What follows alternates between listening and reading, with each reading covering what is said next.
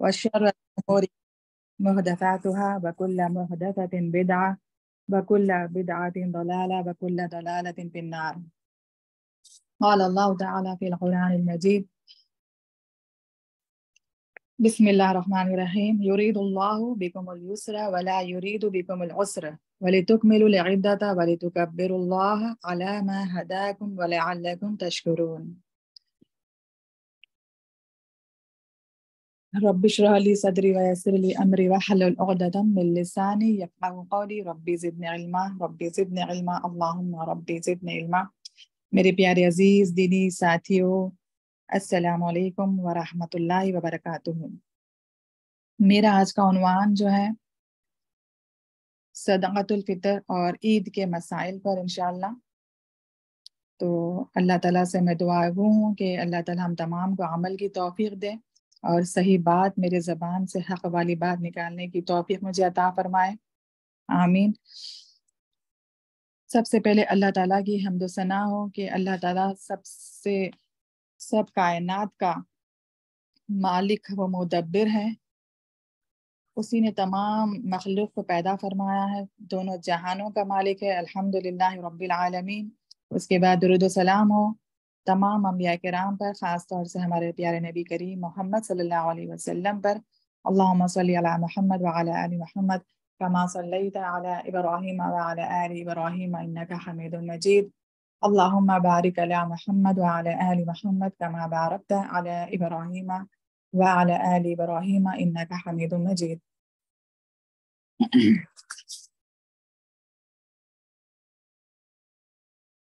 تو جو میرا آج کا عنوان ہے صدقۃ الفطر کے تعلق سے، آئیے اب ہم اس کے تحت جو ہے کچھ مسائل ہم سیکھیں گے انشاءاللہ۔ تو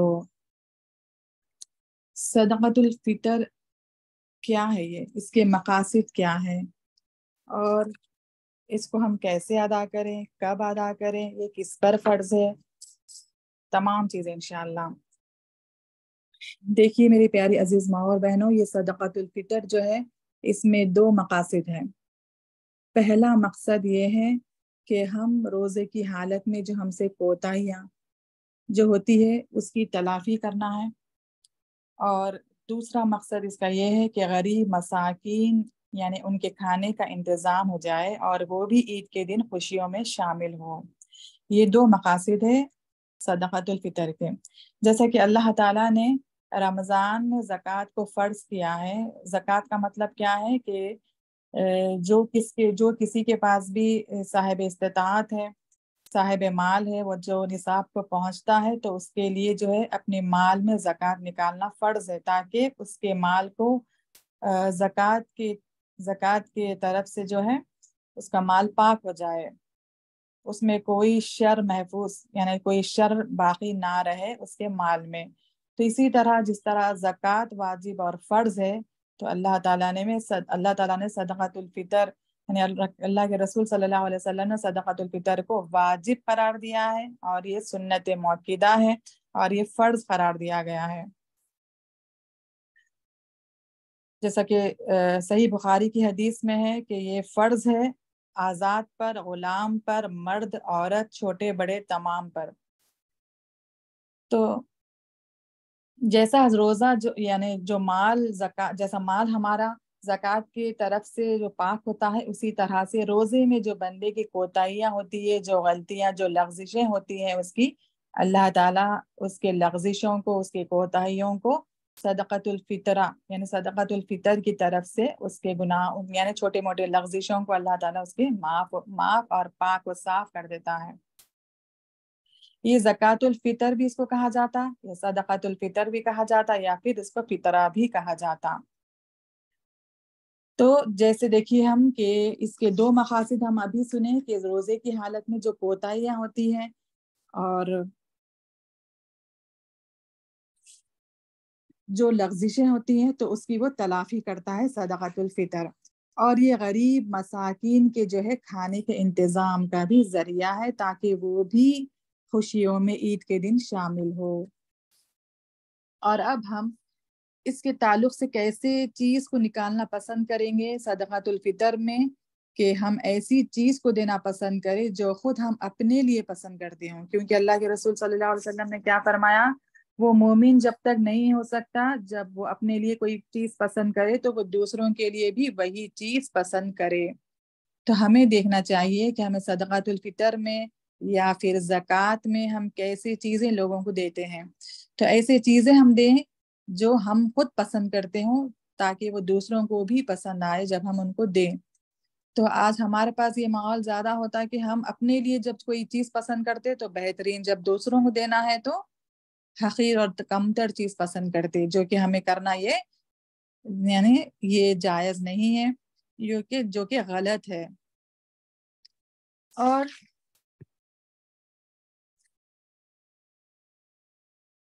زکوٰۃ الفطرہ سے مراد وہ زکوٰۃ ہے جو ماہ رمضان کے روزوں کے اختتام پر مخصوص مقدار میں فقیر و مساکین کو واجبی طور پر دی جاتی ہے، جیسے صدقۃ الفطر یا فطرہ بھی کہا جاتا ہے۔ اب دیکھیں گے کہ زکوٰۃ الفطر کا کیا حکم ہے۔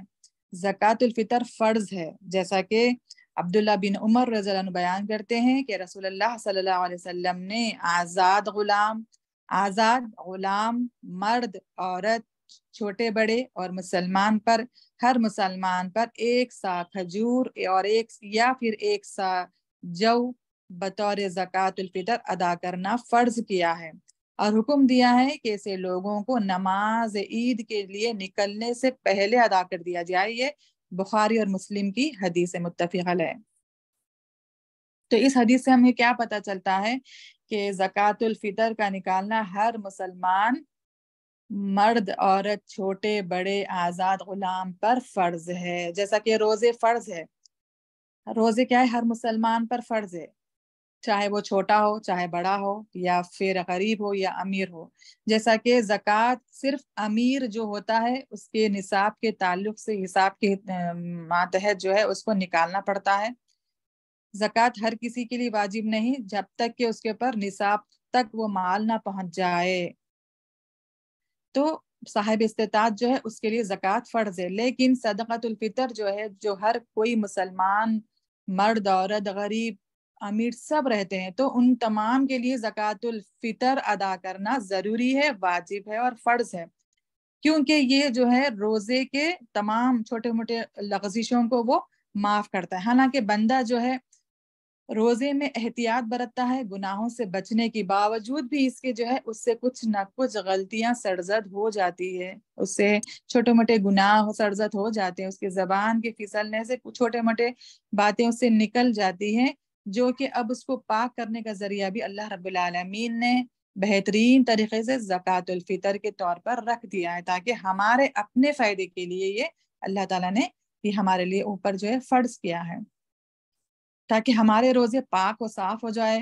جو روزے فرض عبادت ہے جس کی اہمیت ہم جان چکے کہ روزہ اللہ تعالیٰ خود اس کا بدلہ کہتا ہے، تو یہ روزے کی عبادت ہمیں پاک و صاف ہونے کا جو ذریعہ ہے زکوٰۃ الفطر کی طرف سے۔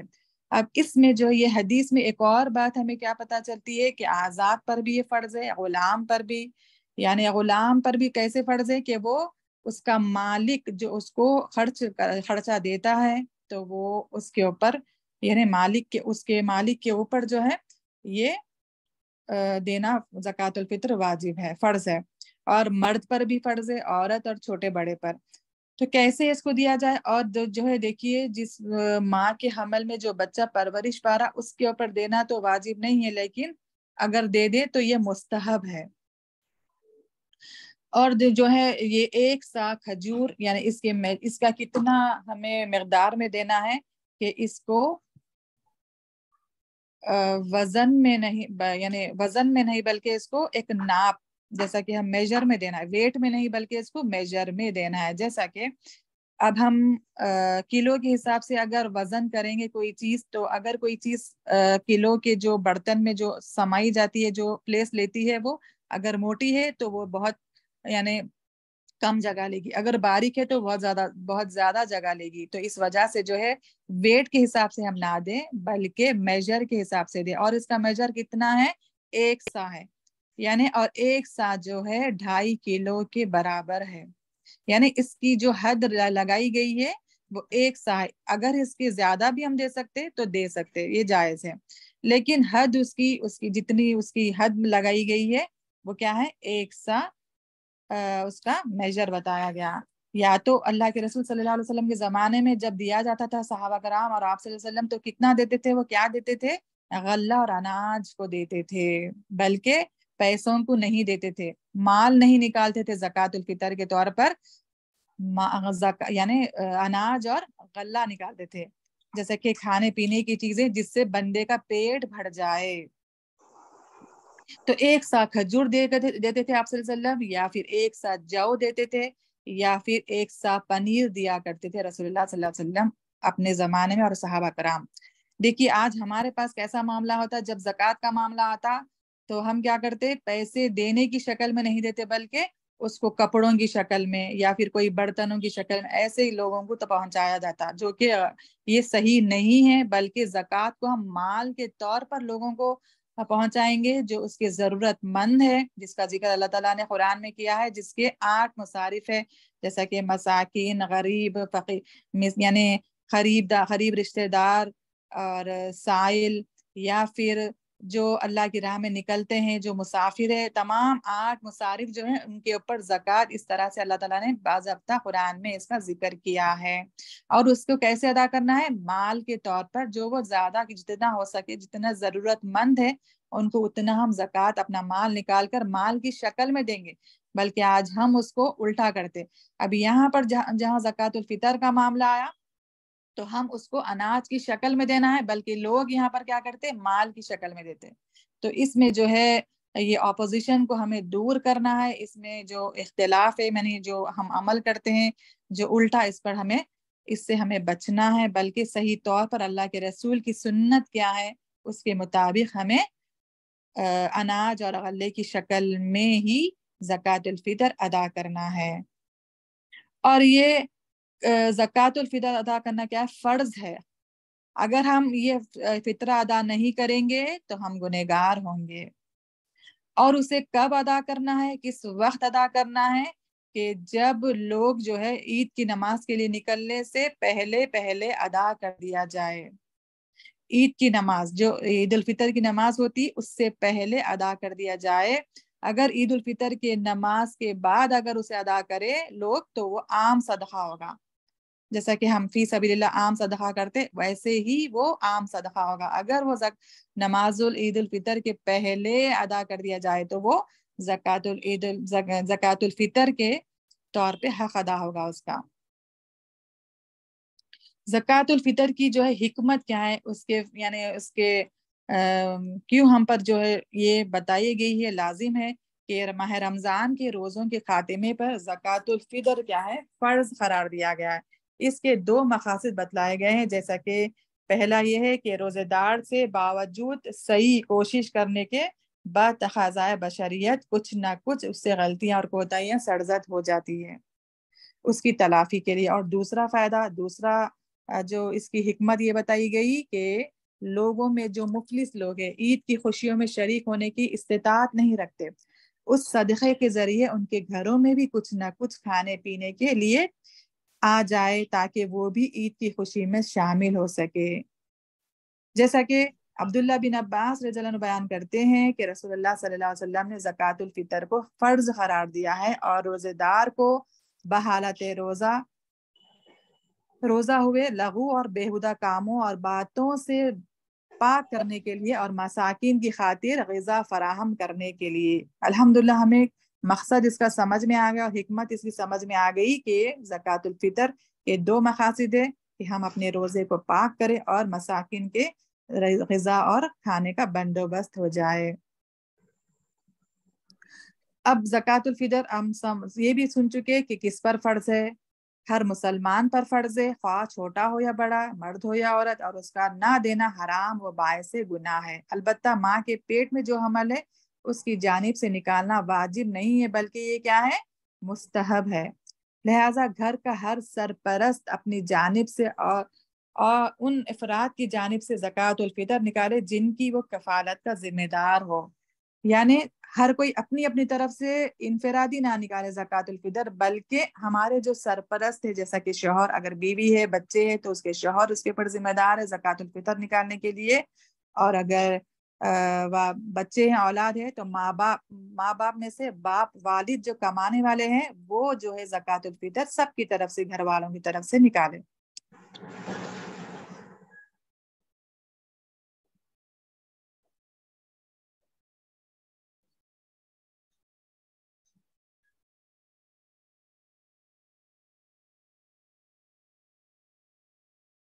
اور زکوٰۃ الفطر کی مقدار کتنی ہے کہ یہ ایک سا ہے، جیسا کہ عبداللہ بن عمر رضی اللہ عنہ کی روایت میں گزرا ہے کہ ہم زکوٰۃ الفطر ایک سا گیہوں یا ایک سا جو یا ایک سا کھجور یا ایک سا پنیر یا ایک سا کشمش نکالا کرتے تھے، یعنی پورے جو ہے گرینز کی شکل میں وہ لوگ صحابہ کرام نکالا کرتے تھے۔ یہ بخاری اور مسلم کی روایت ہے۔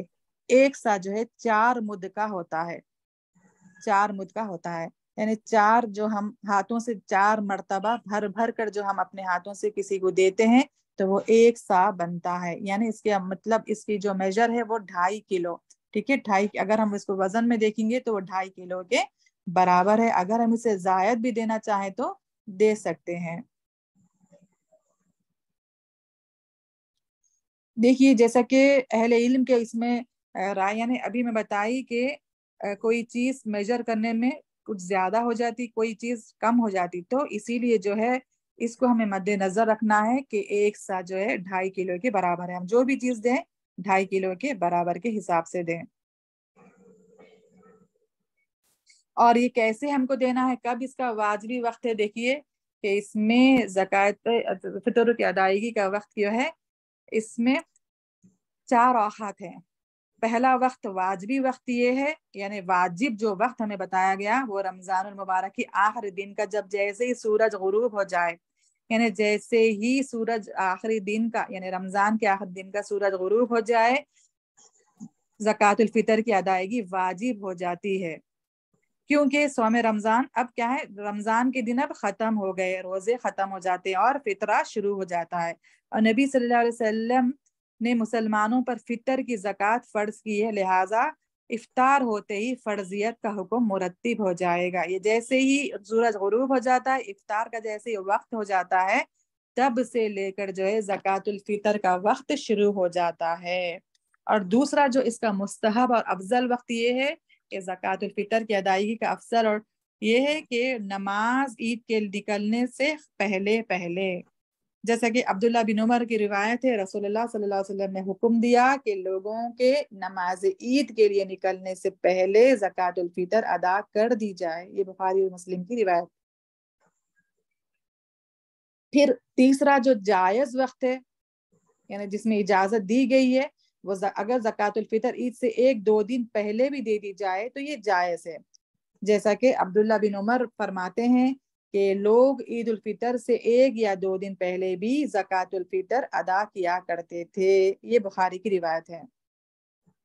اور ممنوع اور غیر مقبول وقت، یعنی جس میں زکوٰۃ الفطر یعنی ہم ادا کرنے کے باوجود بھی اللہ تعالیٰ کی نظر میں وہ قبول نہیں ہے، اور ممنوع وقت ہے وہ، یعنی منع کیا گیا وقت جو ہے، بلا کسی عذر کے زکوٰۃ الفطر ادائیگی نماز عید کے بعد کی جائے تو ایسا کرنا جائز نہیں ہے، اور یہ زکوٰۃ الفطر نہیں بلکہ یہ عام صدقہ ہے، کیونکہ رسول اللہ صلی اللہ علیہ وسلم نے فرمایا جس نے اسے یعنی زکوٰۃ الفطر کو نماز عید سے پہلے ادا کر دیا تو وہ مقبول صدقہ ہے، اور جس نے نماز عید کے بعد اسے ادا کیا تو وہ عام صدقہ ہے۔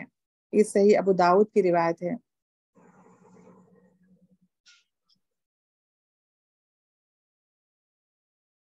اب زکوٰۃ الفطر میں کیا ادا کیا جائے، ہمیں کیا دینا چاہیے؟ جب تو صحابہ کرام جو، پنیر، گیہوں اور کھجوریں دیا کرتے تھے، اب ہم اپنے زمانے میں اپنے معاشرے میں کیا دیں؟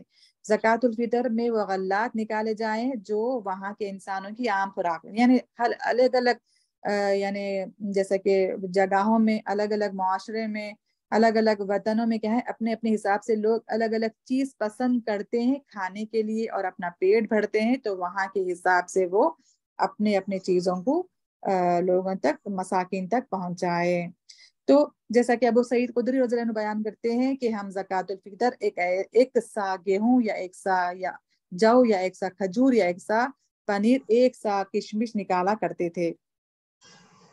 چنانچہ زکوٰۃ الفطر میں کپڑے، برتن، گھریلو سامان یا جانوروں کی خوراک نکالنا کیا ہے؟ جائز نہیں ہے۔ اب اس میں ہم زکوٰۃ الفطر میں نقدی قیمت کی ادائیگی بھی نہیں کرنی ہے، کیونکہ اس بارے میں رسول اللہ صلی اللہ علیہ وسلم کی حدیث اور صحابہ کرام کے طرز عمل پر غور و فکر کرنے کے بعد ہمیں یہ معلوم ہوتا ہے کہ زکوٰۃ الفطر میں غلہ، اناج اور اسی طرح اس وقت کی رائج غذائیں ادا کی جاتی تھی، لہٰذا یہی سنت رسول ہے، یعنی ہمیں قیمت ادا کرنے سے بچنا ہے اور غلہ اور اناج کی شکل میں بلکہ اسے مساکین تک پہنچانا ہے۔ اور یہ کیا ہے؟ غلہ، اناج وغیرہ کے علاوہ نقدی رقم جو ہم قیمت نکالتے ہیں، پیسے نکالتے ہیں، وہ کیا ہے؟ رسول اللہ اور صحابہ کرام کی سنت سے ثابت نہیں ہے، رسول اللہ کی سنت سے ثابت نہیں اور صحابہ کرام کے عمل سے بھی ثابت نہیں ہے۔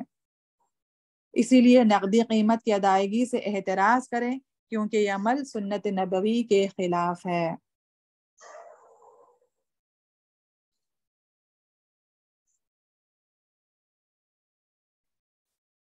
جیسا کہ اللہ تعالیٰ نے خود ارشاد فرمایا ہے سورہ احزاب کی آیت نمبر 21 میں کہ لَقَدْ كَانَ لَكُمْ فِي رَسُولِ اللَّهِ أُسْوَةٌ حَسَنَةٌ لِمَنْ كَانَ يَرْجُو اللَّهَ وَالْيَوْمَ الْآخِرَ وَذَكَرَ اللَّهَ كَثِيرًا، یقیناً تمہارے لیے رسول اللہ صلی اللہ علیہ وسلم میں عمدہ نمونہ موجود ہے، ہر اس شخص کے لیے جو اللہ تعالیٰ کی اور قیامت کے دن کی توقع رکھتا ہے اور بکثرت اللہ تعالیٰ کو یاد کرتا ہو۔ تو ہمیں ہر پہلو میں اپنے عبادت کے ہو، چاہے وہ دنیا کے ہو یا دین کی پہلو، یعنی دین کی عبادت کے پہلو میں ہو، ہمیں رسول اللہ کی سنتوں کی پیروی کرنی ہے۔ یہاں پر اللہ تعالیٰ کا بھی ارشاد ہے کہ تم میں بہترین نمونہ ہے رسول اللہ صلی اللہ علیہ وسلم کا۔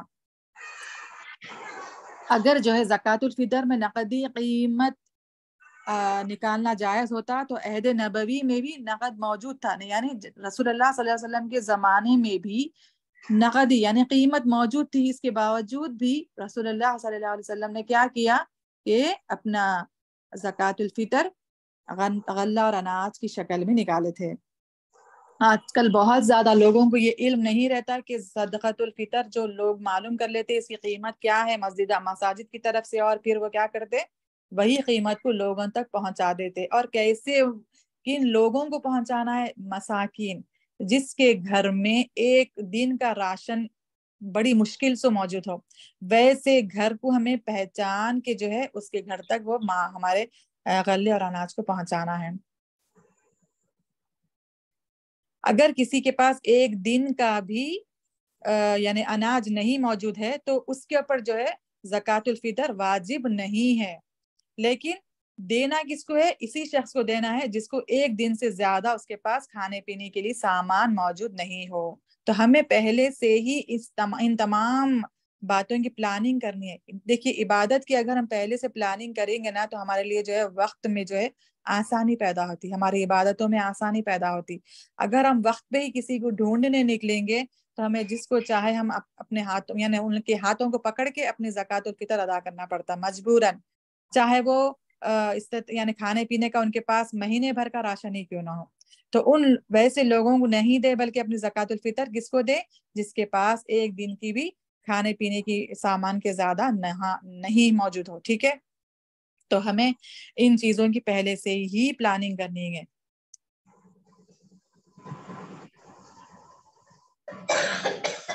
جیسا کہ جمہور اہل علم کی بھی یہی رائے ہے کہ زکوٰۃ الفطر میں غلہ ہی نکالنا ہے، قیمت نہیں، یعنی جتنے بھی اہل علم تھے، جمہور علم تھے، وہ تمام کے نظر میں بھی یہی رائے ہے کہ نقدی نہیں، قیمت نہیں، بلکہ غلہ ہی نکالنا ہے۔ چنانچہ امام مالک رحمہ اللہ فرماتے ہیں زکوٰۃ الفطر کے بدلے سامان یعنی قیمت ادا کرنا کافی نہیں۔ ایسے ہی شافعی، امام نووی رحمہ اللہ علیہ بھی اسی طرح فرماتے ہیں، اور امام احمد رحمہ اللہ علیہ بھی اسی طرح فرماتے ہیں۔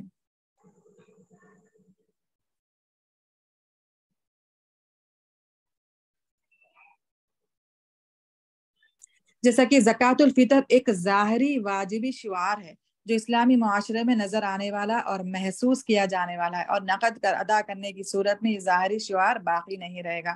دیکھیے ہمیں اس میں کیا ہے، لوگوں میں ایک شعور پیدا کرنا ہے کہ جو مساکین لوگ ہیں ان تک ہمارے غلے کو، ہمارے اناج کو یعنی ان تک پہنچائے، تاکہ دوسرے لوگ بھی اس کے اوپر جو ہے شعور میں آ جائے، وہ بھی جاگ جائیں، اور ان کے اندر بھی یہ چرچا ہو کہ مساکین کے یہ پیٹ بھرنے کا ذریعہ ہے۔ اگر ہم کسی کو نقدی طور پر کسی کو پہنچا دیں گے، کسی کو ہاتھ میں رکھ دیں گے قیمت، تو وہ چیز جو ہے لوگوں میں عام نہیں ہوتی۔ اسی لیے یہ کیا ایک حکمت ہے کہ یہ اس کو ظاہر کیا جائے، جب لوگوں کو دے رہے ہیں مساکین کو، تو دوسرے لوگ بھی اس کے اندر شامل ہو جو دینے کی استطاعت رکھتے ہوں۔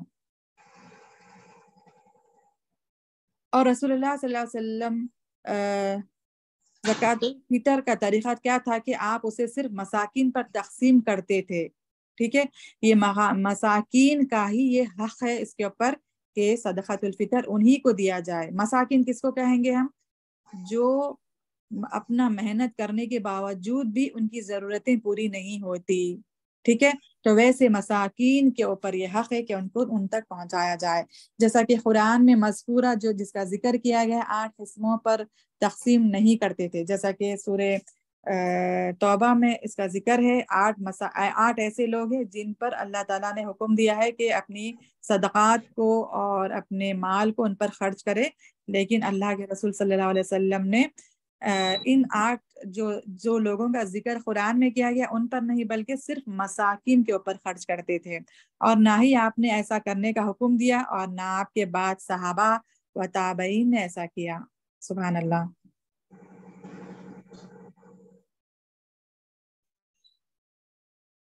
اور دیکھیے زکوٰۃ الفطر کو ایک جگہ سے دوسری جگہ منتقل کرنا بھی جو ہے، اگر کرنا چاہے تو یہ بھی اس کی رخصت ہے، اجازت ہے۔ جیسا کہ زکوٰۃ الفطر کو ایک جگہ سے دوسری جگہ منتقل کرنا جائز ہے، یعنی ایک جگہ، جیسا کہ کوئی ایک جگہ مقامی ہے، اب وہ اپنے دوسرے مقام یعنی جو اپنی وطنی مقام کو دینا چاہ رہے ہیں، تو لیکن اپنے شہر کے محتاجوں کا پہلے خیال کرنا، اس کو یہ چاہیے کہ پہلے اپنے جو شہر میں مقیم ہے وہ پہلے وہاں کے لوگوں کا خیال کرے، ٹھیک ہے؟ اور اس کے ساتھ مواسا اور ہمدردی برتتے ہوئے زکوٰۃ الفطر انہی کو دینا افضل ہے جہاں پر وہ مقیم ہے۔ پہلی مرتبہ، پہلی نظر تو ہم اپنے مقیم جہاں پر ہم رہتے ہیں وہیں پر اپنے مساکین اور غربا کو دیں۔ البتہ اگر زکوٰۃ الفطر نکالنے کے لیے پیش نظر کچھ مسئلے ہوں، مثلاً جیسا کہ زکوٰۃ الفطر بھیجی جا رہی ہے، وہاں کے لوگ یہاں کے لوگوں سے زیادہ ضرورت مند ہو، یا وہ ضرورت مند ہونے کے ساتھ قرابت دار یعنی قریب کے لوگ رشتہ دار بھی ہوں، اور وہ شخص صدقہ اور صلہ رحمی دونوں کے اجر سے بہرہور ہونا چاہتا ہو، تو زکوٰۃ الفطر وہاں بھیجنے میں کوئی حرج نہیں۔ جیسے کہ کوئی شخص جو ہے اپنے قریبی رشتہ داروں کو دینا چاہتا، ٹھیک ہے، وہ جو کہ مساکین ہے، مسکین ہے، تو اس میں جو ہے اس کے لیے 2 حق اس کے اوپر جو ہے ادا ہو جائیں گے، اس کے لیے 2 یعنی اس سے 2 ثواب اللہ تعالیٰ کی طرف سے وہ ادا ہو جائے گا۔ اس کی طرف سے کیا ہے وہ کہ صلہ رحمی ایک ہو جا رہی اس کی طرف سے اپنے لوگوں کو دینے کے لیے، اور پھر اس کا حق بھی ادا ہو جا رہا ہے، ٹھیک ہے، مال جس کے اوپر وہ خرچ کر رہا مساکین پر زکوٰۃ الفطر کی طور سے۔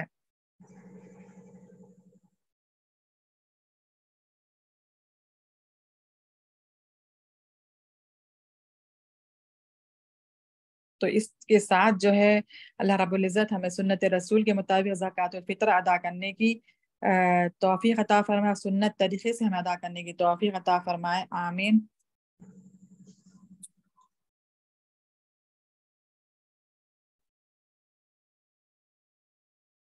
اب آئیے ہم انشاءاللہ عید کے مسائل پر جو ہے کچھ باتیں رکھیں گے کہ عید کے مسائل میں ہمیں کیا کرنا ہے، عید کے دن ہمیں کیسے کرنا ہے۔ جیسا کہ اللہ تعالیٰ فرماتا ہے کہ یرید اللہ بکم اليسر ولا یرید بکم العسر وَلِتُكْمِلُوا الْعِدَّةَ وَلِتُكَبِّرُوا اللَّهَ عَلَى مَا هَدَاكُمْ وَلَعَلَّكُمْ تَشْكُرُونَ، یعنی اللہ تعالیٰ تمہارے لیے کیا ہے، آسانی کرنا چاہتا ہے، سختی نہیں چاہتا، اور جب تم اپنی گنتی پوری کر لو اس ہدایت پر اللہ کی کبریائی اور عظمت کو یاد کرو اور اس کا شکر گزار بندے بنو۔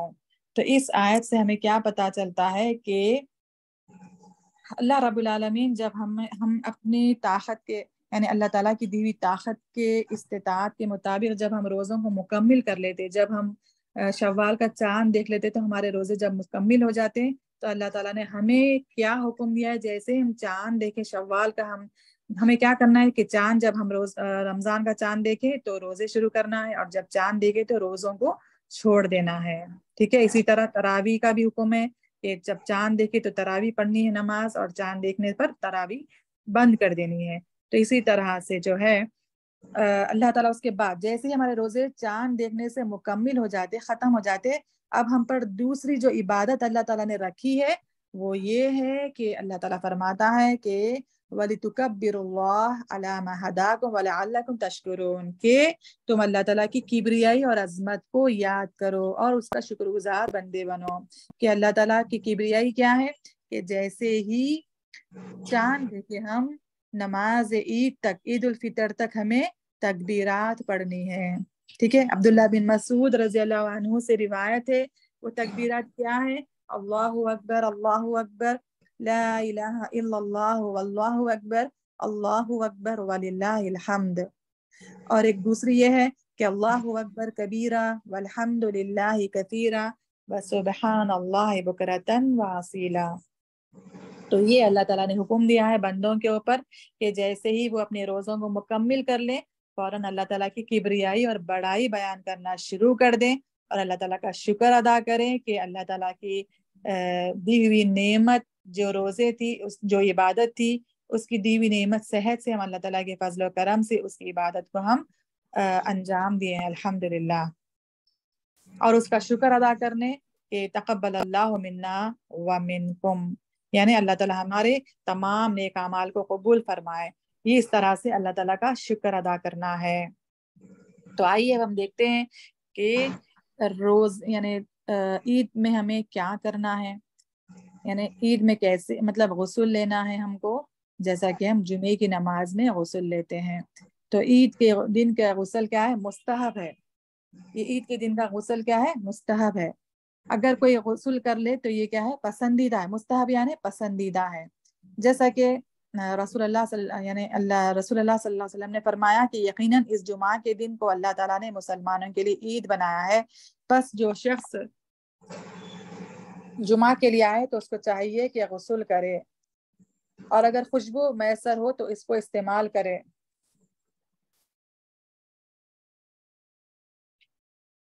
تو دیکھیے اس حدیث سے ہمیں کیا پتا چلتا ہے کہ جمعہ کا دن بھی مومنوں کے لیے کیا ہے؟ کہ عید المومنین ہے، یعنی مومنوں کی عید ہے۔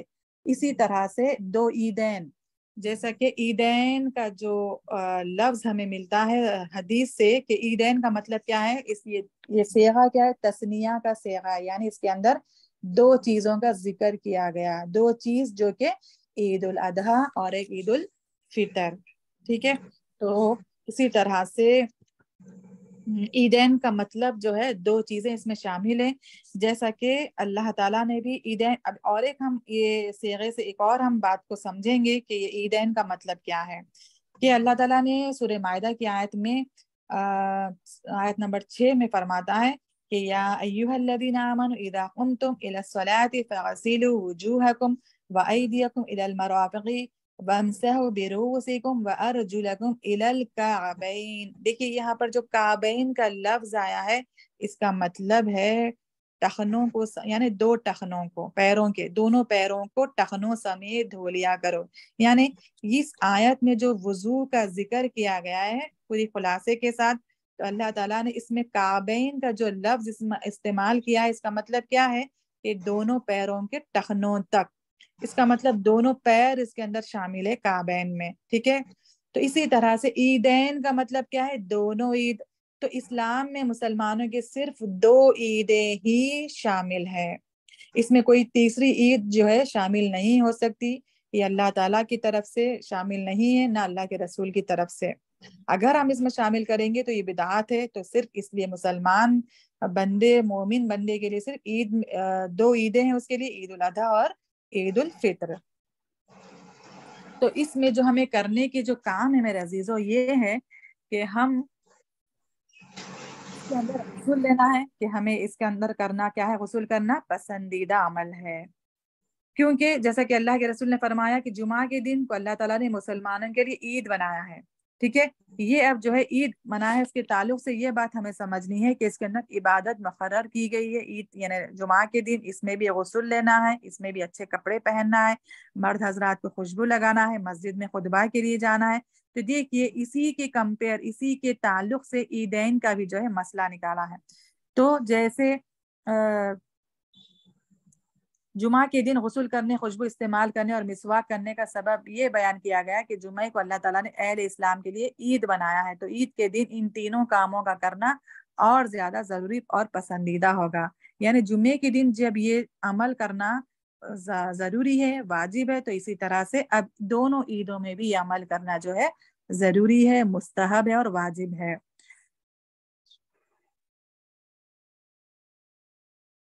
تو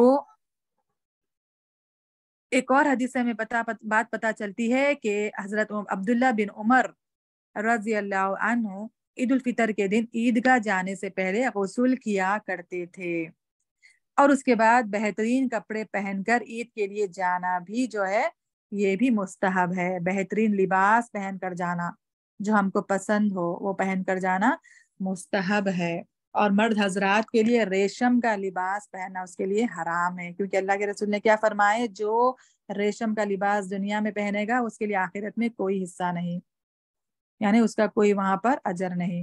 تو اس لیے جو ہے جو پسند ہو وہ کپڑا پہنے۔ دیکھیے ہمیں اس کے اندر اپنے حدود کو قائم رکھنا ہے، جہاں پر کوئی بھی چیز بتائی گئی تو ہمیں حد کے اندر، حدود کے اندر رہتے ہوئے اپنے یعنی زینت کو اختیار کر سکتے ہم۔ یعنی عیدین کے موقع پر اپنا سب سے زیادہ خوبصورت لباس، یعنی اللہ کے رسول صلی اللہ علیہ وسلم کیا کرتے تھے، سب سے زیادہ خوبصورت لباس پہنا کرتے تھے۔ رسول اللہ صلی اللہ علیہ وسلم عید کے دن سرخ دھاریوں والی چادر یعنی چادر جو ہے زیبتن فرماتے تھے، ٹھیک ہے، یہ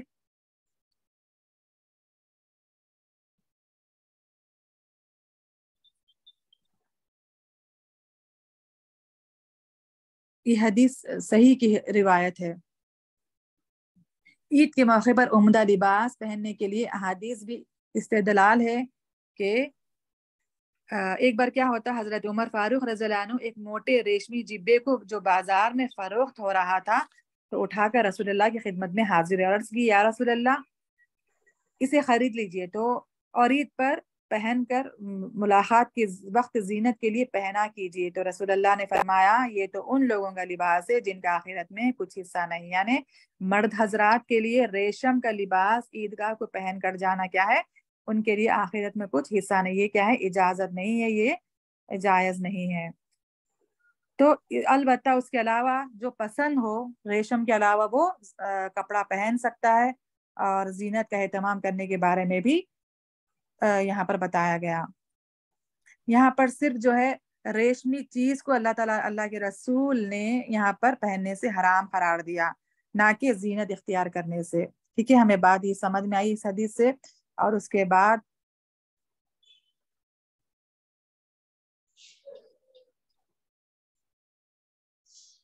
عیدین میں کھانا، دیکھیے عیدین میں ہمیں کیا کھانا ہے، جب عید الفطر میں روانگی ہو تو ہم کیا کھائیں، یعنی عید کی نماز کے لیے جب ہم نکلتے، عید الفطر کی نماز کے لیے، ٹھیک ہے، عید الفطر کی نماز کے لیے ہم جب نکل رہے ہیں تو ہمیں اللہ کے رسول صلی اللہ علیہ وسلم سے حدیث ملتی ہے کہ آپ صلی اللہ علیہ وسلم جب عید الفطر کے لیے نکلتے تو کھجوروں کو طاق عدد میں کھا کر اپنے گھر سے نکلتے تھے، جیسا کہ 1، 3 یا 5 یا 7، ٹھیک ہے، تو طاق عدد میں ہمیں کھجور کھا کر گھر سے نکلنا عیدگاہ کے لیے یہ سنت ہے، سنت موقدہ ہے یہ۔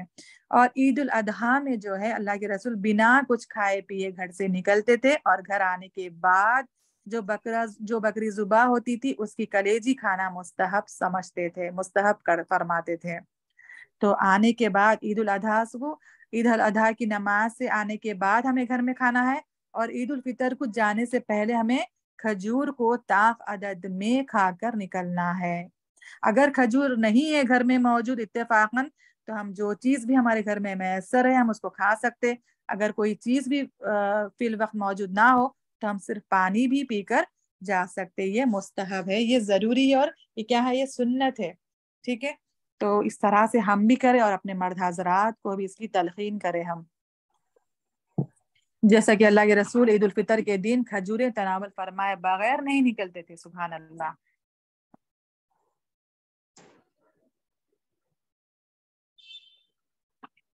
اس کے بعد عیدگاہ میں نماز عید ادا کرنا. سنت یہ ہے کہ نماز عیدگاہ میں ادا کی جائے. کئی ایسے احادیث سے ہمیں ثابت ہوتا ہے کہ رسول اللہ صلی اللہ علیہ وسلم عیدین کی نماز عیدگاہ ہی میں پڑھا کرتے تھے. دیکھیے اللہ کے رسول کا یہ طریقہ تھا, یہ جو ہے عمل اللہ کے رسول کا ہمیشہ جاری تھا. ٹھیک ہے, جو اللہ کے رسول عیدگاہ میں ہی نماز عید کی ادا کرتے تھے, بلکہ مسجد میں نہیں. ہاں, اللہ کے رسول کے دور میں جب یعنی کچھ ایسا بھی وقت آیا تھا کہ بارش کی وجہ سے نماز عید جو ہے مسجد میں بھی ادا کی گئی, یعنی ایک عذر کے بنا پر جو ہے عید کی نماز مسجد میں ادا کی جا سکتی ہے. لیکن اگر عذر نہ ہو تو عید الفطر کی نماز یا عید الاضحیٰ کی عیدین کی نماز عیدگاہ میں ہی ادا کی جائے. اس کی بھی ایک حکمت ہے, انشاءاللہ ہم آگے سنیں گے. عورتوں کے تعلق سے اس میں ایک حکمت بتائی گئی رسول اللہ کی طرف سے. ٹھیک ہے, رسول اللہ نے حکمت بتائی ہے کیوں عیدین کی نماز عیدگاہ میں پڑھی جائے. اس کے بعد دیکھیے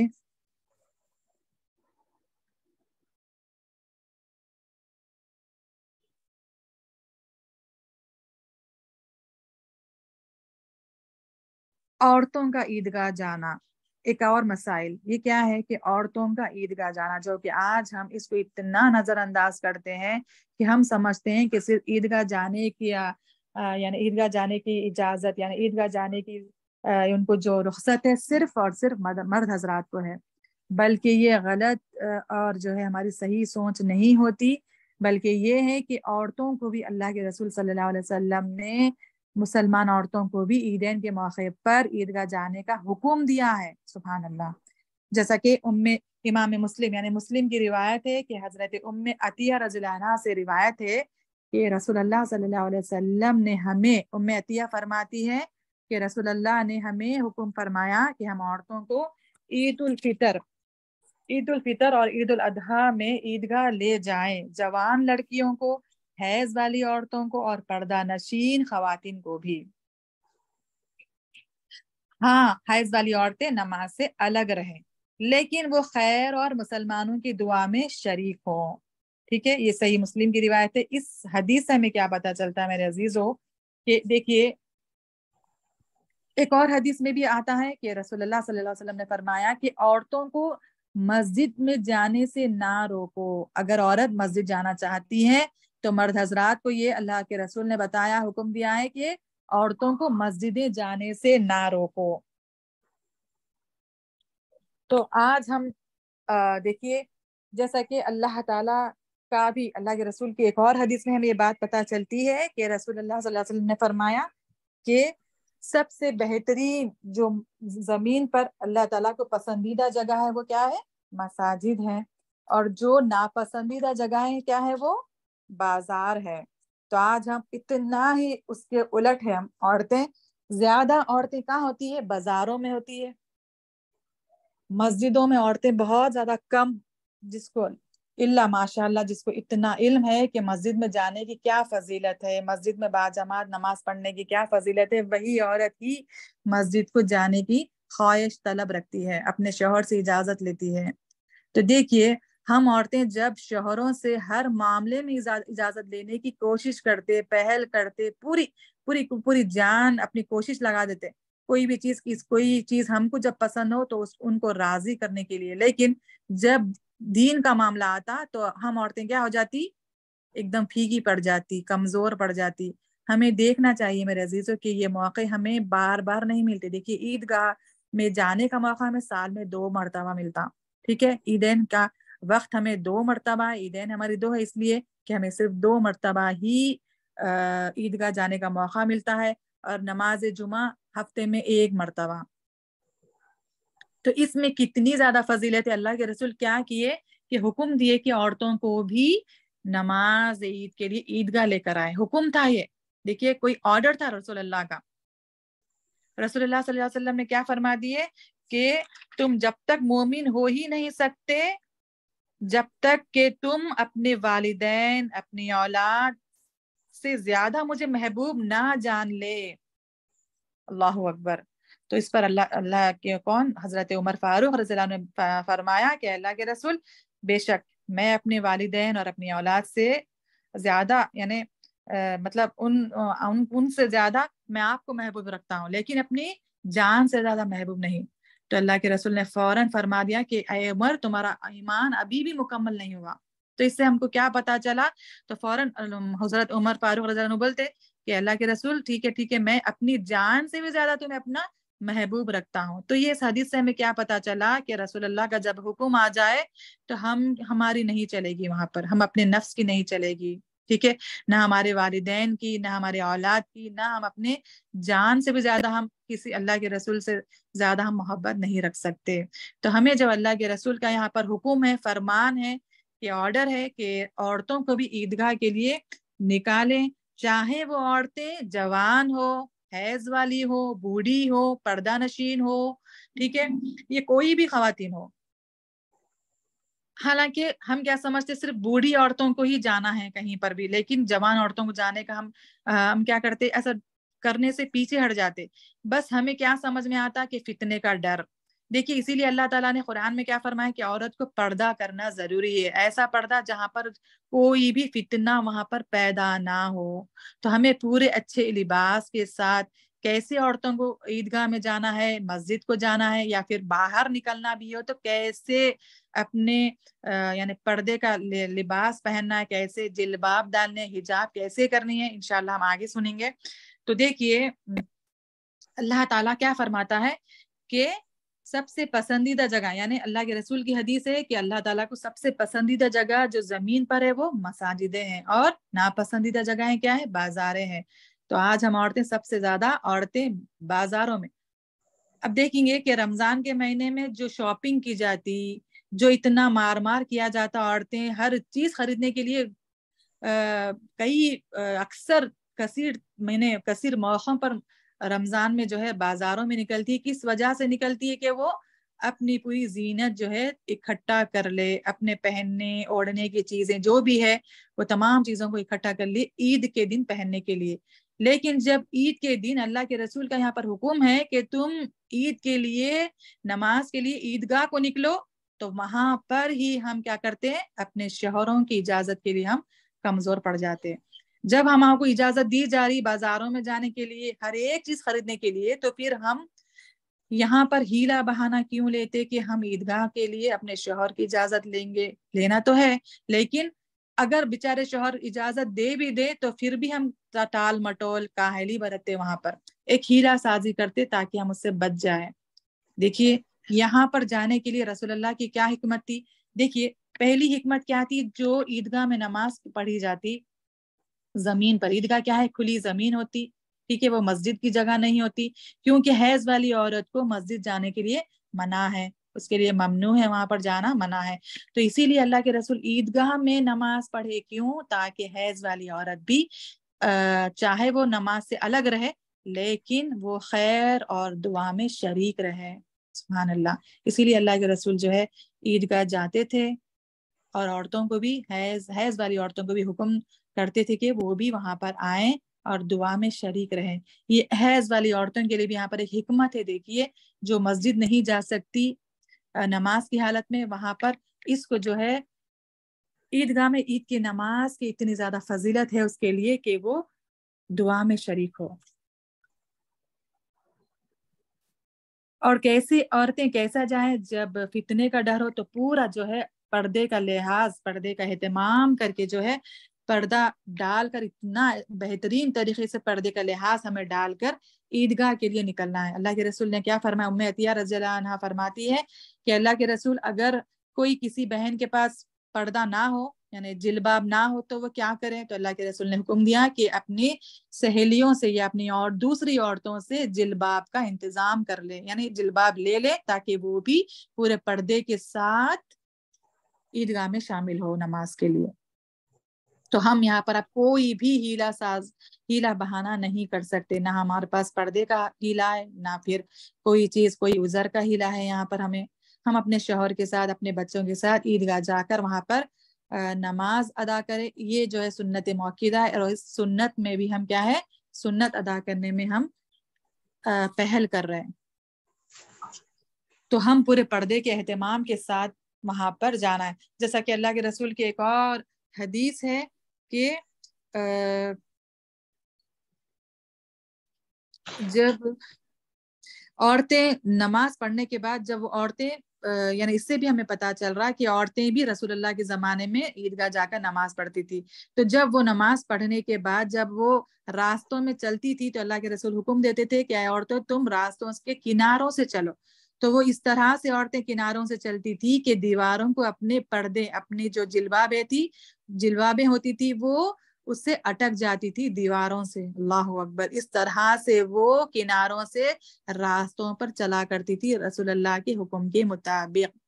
تو اس سے ہمیں کیا پتا چل رہا کہ رسول اللہ کے زمانے میں رسول اللہ نے حکم دیا تھا، اور خود حیض والی عورتوں کو، جوان لڑکیوں کو، بوڑھی عورتوں کو، بچوں کو، تمام کو جو ہے عیدگاہ لے جا کر نماز ادا کرتے تھے۔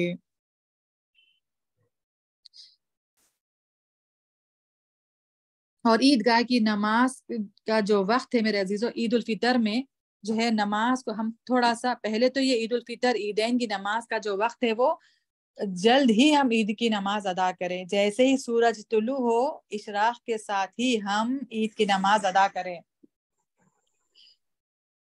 جیسا کہ عید الفطر میں جو ہے اگر ہم کچھ تاخیر بھی کریں تو کوئی حرج نہیں، کیونکہ اس میں صدقۃ الفطر ادا کرنے کا جو حکم فرض ہے، تو لوگ صدقۃ الفطر جو ہے نماز ادا کرنے سے پہلے ان کو ادا کرنا ہے سنت کے مطابق۔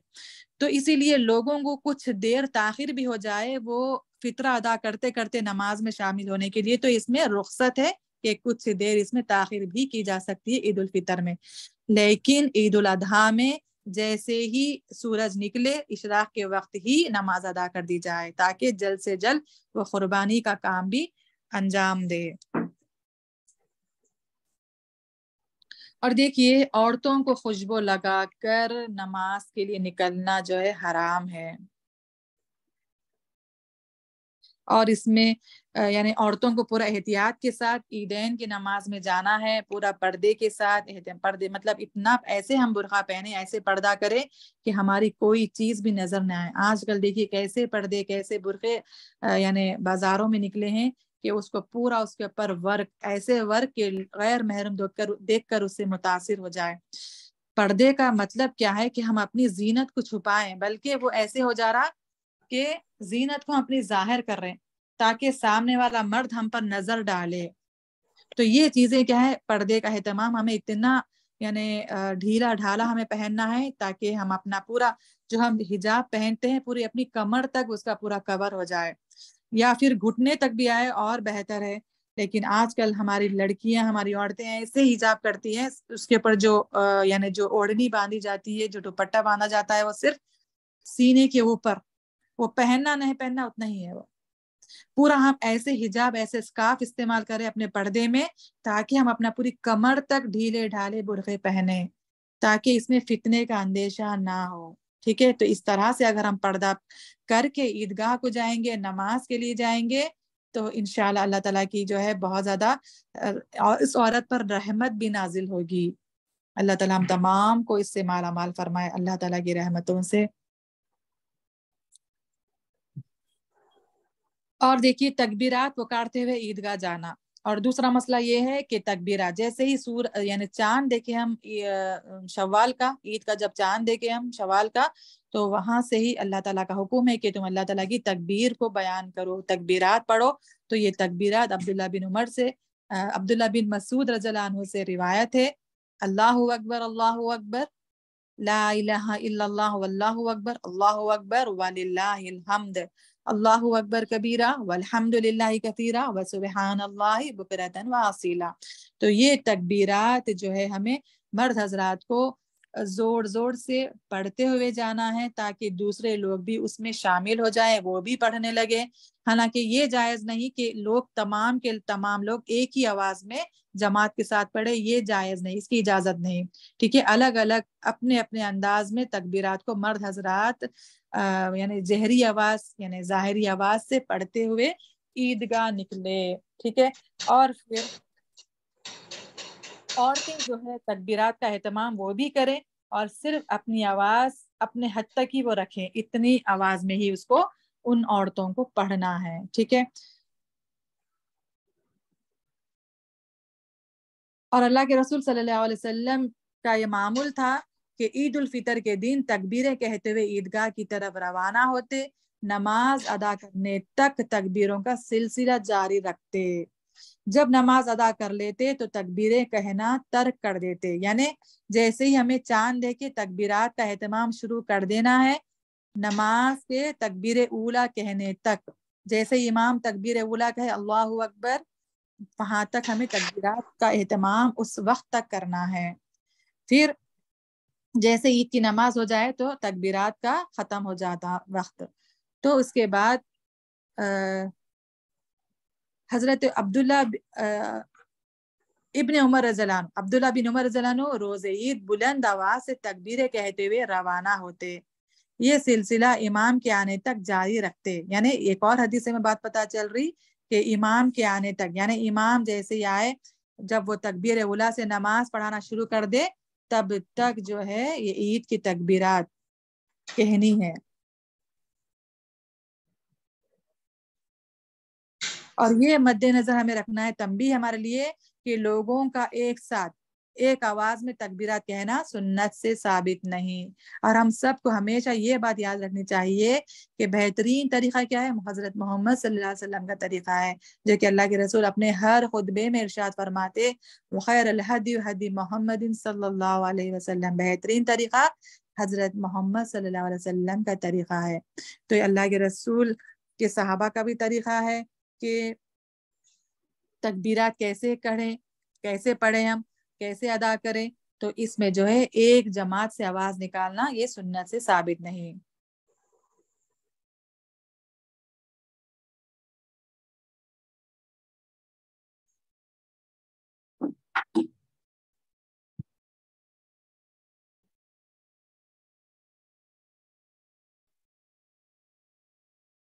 عیدین کی نماز ادا کرنا کیا ہے؟ اسلام پہ فرض ہے۔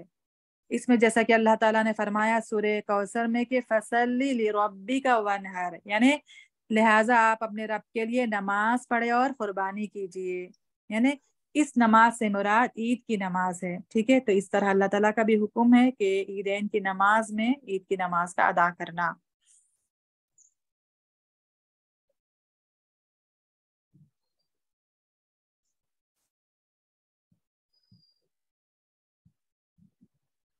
جیسا کہ حیض والی عورتیں نماز سے الگ رہنے کا حکم ہے یہاں پر، تاکہ وہ پیچھے رہ کر ان یعنی تکبیرات میں شامل رہیں جو نماز میں یعنی کی جاتی ہے، اور پھر اس دعا میں شامل رہے، کیونکہ دیکھیے اور جو ہے عید کی نماز سے پہلے جو ہے کوئی اذان نہیں ہوتی، نہ اس میں کوئی اقامت ہوتی ہے۔ دونوں عیدوں کی نماز میں اس سے پہلے نہ کوئی اذان ہے نہ اس میں کوئی اقامت ہے، صرف پہلے تکبیرات کے ذریعے سے ہمیں یہ لوگوں میں معلوم کرنا ہے کہ عید کا وقت یعنی نماز کا وقت ہو چکا ہے، لوگ اپنے اپنے مقاموں کو عیدگاہ تک پہنچ جائیں۔ وہاں جانے کے بعد وہاں پر نہ اذان ہے نہ اقامت ہے، اس کے پہلے ہی جو ہے یعنی تکبیر اولا کے ساتھ 12 تکبیروں کے ساتھ جو ہے نماز عیدین ادا کی جاتی ہے۔ جیسا کہ پہلی تکبیر اولا کے بعد جیسا ہی اللہ اکبر کہتے تو اس کے بعد جو ہے 7 تکبیریں کہتے، پہلی رکعت میں 7 تکبیر ادا کی جاتی ہے رفع دین کے ساتھ۔ رفع دین کا یعنی ہاتھوں کو انگلیوں کو اپنے کندھوں یا کانوں کی لو تک اٹھانے کو رفع دین کہتے۔ تو اس رفع دین کے ساتھ 7 تکبیریں پہلی رکعت میں ہوتی ہے، اور پھر جب رکوع اور سجدہ ہونے کے بعد پھر جب دوسری رکعت میں بندہ شامل ہوتا ہے تو اس میں بھی جو ہے اس کے پہلے یعنی دوسری رکعت میں جیسے بھی کھڑا ہو تو پھر اس کے بعد 5 تکبیرات کہے رفع دین کے ساتھ، اس کے بعد سورہ فاتحہ، اس کے بعد عیدین میں اللہ کے رسول کی جو سنت تھی 2 رکعت سنت میں کہ سورہ پہلی رکعت میں سورہ اعلیٰ پڑھتے تھے اور دوسری رکعت میں سورہ غاشیہ کا اللہ کے رسول اہتمام کرتے تھے، جس کا ذکر جو ہے نماز جمعہ میں بھی اللہ کے رسول جو 2 رکعت پڑھائی جاتی اس میں بھی سورہ اعلیٰ پہلی رکعت میں سورہ فاتحہ کے بعد اور پھر دوسری رکعت میں سورہ غاشیہ سورہ فاتحہ کے بعد پڑھا کرتے تھے۔ دیکھیے جیسے یعنی عید کی جمعے کی نماز سے زیادہ فضیلت جو ہے عیدین کی نماز کی فضیلت بتائی گئی، جیسا کہ دیکھیے عید کی نماز میں یعنی جمعے کی نماز میں عورتوں پر فرض نہیں ہے، جمعے کی نماز عورت پر فرض نہیں ہے، وہ گھر میں ہی پڑھنا ہے، اور اس کے لیے بہترین یہی ہے کہ وہ اپنے گھروں میں ہی نماز کو ادا کری، عورت کے لیے ہے۔ اگر وہ جمعہ کی نماز کے لیے نماز مسجد آنا چاہتی ہے تو وہ اس کے لیے بھی اس کی اجازت ہے، رخصت ہے، حالانکہ اللہ کے رسول نے خود فرمایا کہ تم مساجد میں اپنی عورتوں کو آنے سے نہ روکو۔ تو اس سے اور اس کے بعد ایک اور حدیث سے میں کیا پتہ چلا بھی کہ عیدین کی نماز میں اللہ کے رسول کا حکم تھا کہ عیدگاہ میں جا کر عورتیں نماز ادا کریں، ٹھیک ہے۔ تو اس سے کیا پتا چل رہا کہ نماز جمعہ سے زیادہ فضیلت والی نماز عیدین کی نماز ہے، اور اس میں عورتوں کو بھی جانے کا یہاں پر رسول اللہ صلی اللہ علیہ وسلم کا حکم قرار ہے۔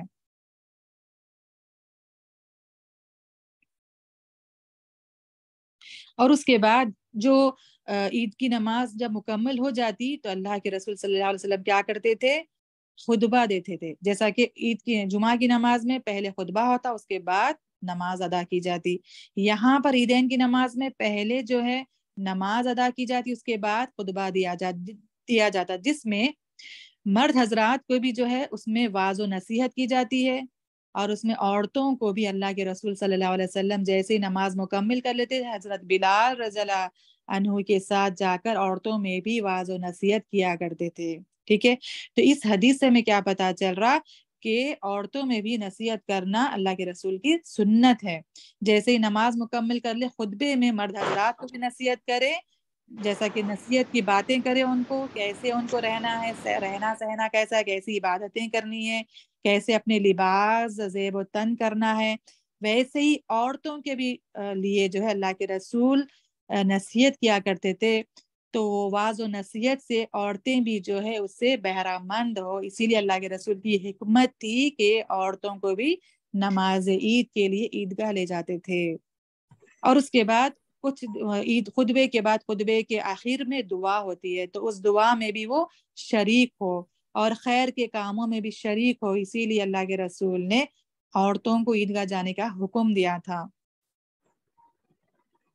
تو آج ہمارے پاس یہ آسانی طریقے سے کہ عورتوں میں جا کر واعظ و نصیحت کرنے کے بجائے آسانی طریقہ کیا ہے کہ ہم سپیکرز کا بھی انتظام کر کے آج ہمارے مرد حضرات، ہمارے امام جو ہے خطیب کے ساتھ سپیکرز میں بھی اپنے عورتوں یعنی عورتوں کو، معاشرے کی عورتوں کو نصیحت کرتے ہیں عیدین کی نماز میں، جو کہ ہم عورتوں کے لیے بہت زیادہ ضروری ہے۔ دیکھیے اگر ہم عورتیں نماز یعنی عیدین کے لیے نہ نکالیں وقت، یا پھر نماز جمعہ کے لیے جا کر خطبہ نہ سنیں، یا پھر عیدین کے موقع پر خطبہ نہ سنیں، تو ہمیں دین کی باتیں کیسے پتہ چلے گی؟ کیسے پتہ چلے گی کہ ہمیں دین میں کیا چیز جائز ہے، کیا چیز ناجائز ہے، کن چیزوں سے ہمیں بچنا ہے، کیا چیزیں ہمیں کرنی ہے؟ یہ تمام دین علم ہمیں کیسے پتہ چلے گا اگر ہم چیزوں کو نظر انداز کریں گے، ان موقعوں سے فائدہ نہیں اٹھائیں گے ہم؟ تو یہ ہمارے لیے ضروری ہے، یہ واجب ہے کہ ان موقعوں سے ہم فائدہ اٹھائیں، علم حاصل کریں۔ دیکھیے ہم عورتیں تمام چیزیں ایسے یعنی اتنا کوششیں کرتی ہے ہر وہ چیز کو اپنانے کے لیے جو دنیا کا فائدہ ہو، پورا وقت لگا دیتے، طاقتیں لگا دیتے، لیکن وہ صرف دنیاوی چیزیں دنیا میں ہی ہو کر رہ جاتی، فنا ہونے والی ہے وہ چیزیں۔ ویسی چیزوں کو ہم اپنی طاقت، اپنے وقت نکالتے، اپنی کوششیں صحیح کرتے، لیکن اللہ کے رسول کی جو سنت ہے، اللہ تعالیٰ کا جو حکم ہے، جو فرضیت ہے، جو سنت ہے، اس پر عمل کرنے کے لیے ہم پیچھے ہٹ جاتے۔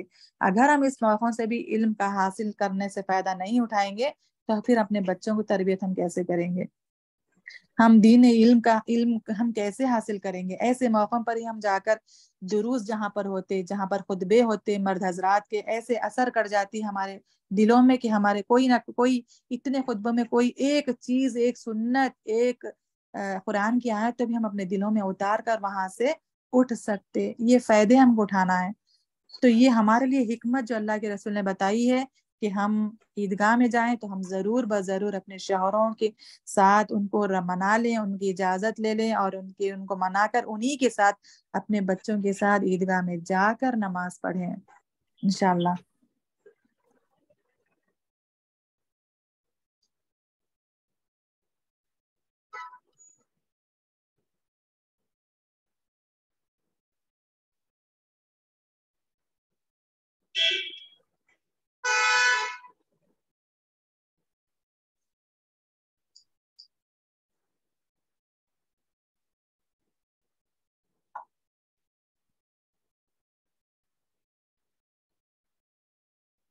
और अल्लाह के रसूल सल्लल्लाहु अलैहि वसल्लम जब ईद की नमाज मुकम्मल कर लेते तो कैसे आते थे? एक रास्ते से जब घर से निकलते थे ईदगाह पहुंचते थे, फिर दूसरे रास्ते से घर वापस आते थे।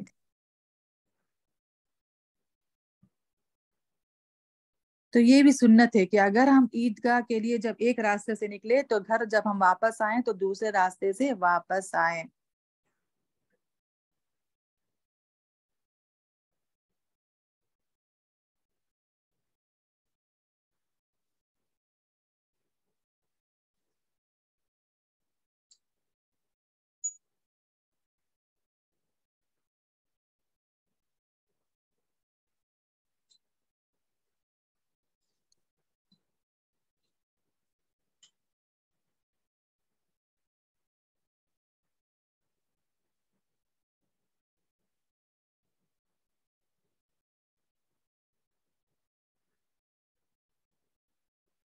तो इस तरह से जो है ईद की नमाज, हमें ईद के मसाइल हैं। अल्लाह ताला हम तमाम को अमल की तौफीक दे। तो देखिए ये भी क्या है, जो एक रास्ते से जाने की और एक दूसरे रास्ते से आने की भी हिकमत क्या है कि हमें ज़्यादा सवाब मिले और अल्लाह ताला यानी अल्लाह उस वक्त को हम अच्छे तरह से इस्तेमाल करें। इसमें भी लोगों को एक मालूमात हो जाए कि ईद की नमाज हमें अदा करनी है, ये कितनी वाजिब है और फ़र्ज़ है, ज़रूरी है हमारे लिए, सुन्नत मौक़ूदा है। तो इस तरह से ये अमल हमें करना है। और ईद की मुबारकबाद जो है अल्लाह के रसूल से तो कोई कलिमात साबित नहीं है, जैसा कि सिर्फ सहाबा कराम से ये कलिमात साबित है कि जब हम ईद यानी ईद के मौके पर ईद मुबारक की मुबारकबादी इस तरह से ना दे कि ईद मुबारक जो लोग आम तौर से कहते, बल्कि ये कहें कि तक़ब्बलल्लाहु मिन्ना व मिनकुम। तो ये कलिमात सहाबा कराम से साबित है। ठीक है। तो इस तरह से ईद ईद ईद की मुबारकबाद देना सुन्नत से साबित तो नहीं है, बल्कि सहाबा कराम से ये कलिमात साबित है कि तक़ब्बलल्लाहु मिन्ना व मिनकुम।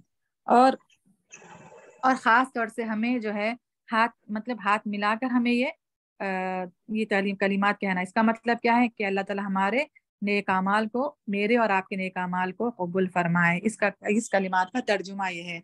तो इसमें भी जो है हमें अपनी औरतों को बहुत ज़्यादा एहतियात बरतनी है कि हम अपने जो रिश्तेदार होते हैं गैर महरम, उनसे भी हम अपने हाथों को मिला लेते हैं। तो ये क्या है, इसमें गैर शरई चीज़ें हम ना ना मतलब ईजाद मतलब उसमें शामिल ना हो, जो सही नहीं है कि हम सिर्फ पर्दे का एहतमाम हर हाल में रखें। जो हमसे महरम है उन्हीं से हम अपनी ईद मुबारक यानी तक़ब्बलल्लाहु मिन्ना व मिनकुम के अल्फाज को कहना है। यानी कहना तो है लेकिन हमें अपने हाथों को मिलाकर गैर महरम के भी इससे बचना है मेरे अजीजों, जो कि बहुत बड़ा गुनाह है।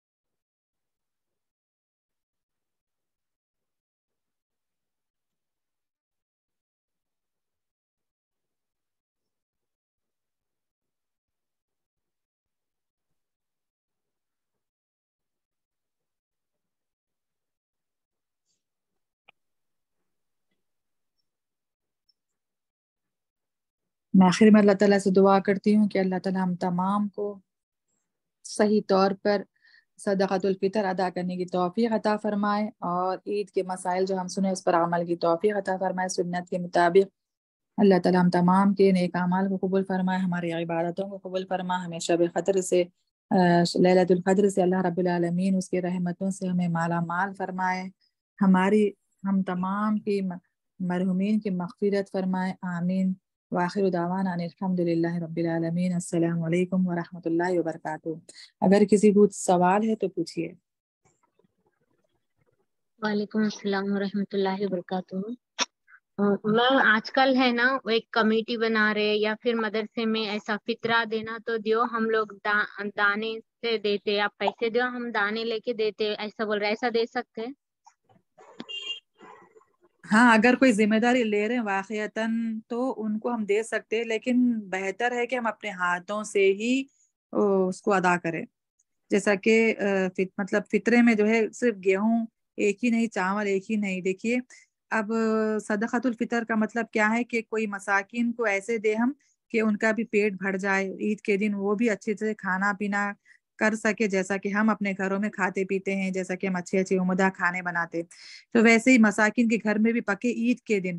تو ہم ایسا انتظام کریں کہ ان کو ہم غذا یعنی جیسے کہ چاول بھی دے سکتے ہیں ہم، جیسا کہ کوئی اچھا چیز پکانا چاہے تو چاول، اور پھر پیٹ بھرنے والی چیز کیا ہوتی ہے؟ چاول ہوتی ہے۔ اس کے ساتھ صرف چاول تو ایک بندہ کوئی نہیں کھا سکتا، اس کے ساتھ سالن بھی ضروری ہے، تو اس میں ہم گوشت کا بھی انتظام کر سکتے۔ تو ہم اپنے ہاتھوں سے ہی دینا بہتر ہے۔ یہ ترکاری، یہ جو گوشت کا انتظام ہوتا ہے یا پھر چاول ہوتے، ایک ہمارے پورے بچوں کا، اپنے گھر والوں کا ایک جگہ اکٹھا کر کے ہم اپنے ہاتھوں سے ان تک پہنچائیں، جیسے چاند دیکھ لے۔ اگر کوئی دیکھ رہے ہیں، ذمہ داری لے رہے ہیں کہ ہم پہنچا دیں گے، تو ان کے پاس جمع بھی کروا سکتے، یہ بھی جائز ہے۔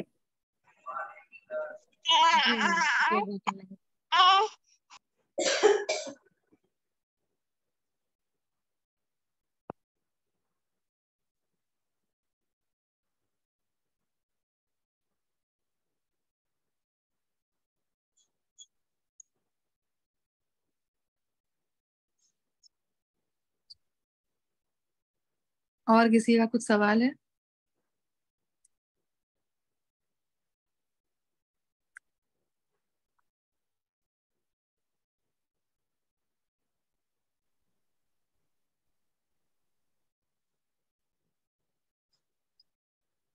چلیے الحمدللہ، کلاس ہم مکمل کرتے ہیں انشاءاللہ۔